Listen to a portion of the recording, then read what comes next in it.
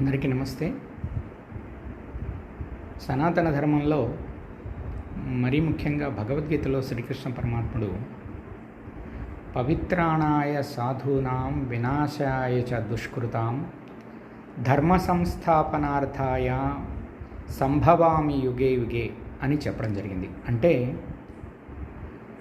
ఈ యొక్క కలియుగంలో ధర్మానికి ఎప్పుడైతే హాని కలుగుతుందో, అధర్మం ఎప్పుడైతే పెచ్చుమీరుతుందో, అప్పుడు ధర్మ సంస్థాపన కోసం యుగ యుగాన భగవంతుడి యొక్క అవతారము దాల్చుచున్నాడు అని చెప్పేసి అర్థం. అయితే ఈ సందర్భంలో మనం ఇంకో విషయం కూడా గుర్తుపెట్టుకోవాలి.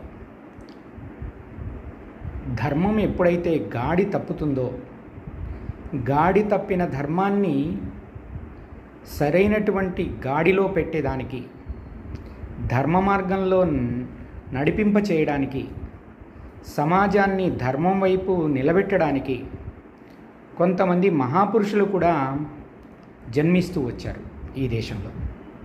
అటువంటి వారిలో ఆది శంకరాచార్యులు, రామానుజాచార్యులు, మధ్వాచార్యులు, రమణ మహర్షి,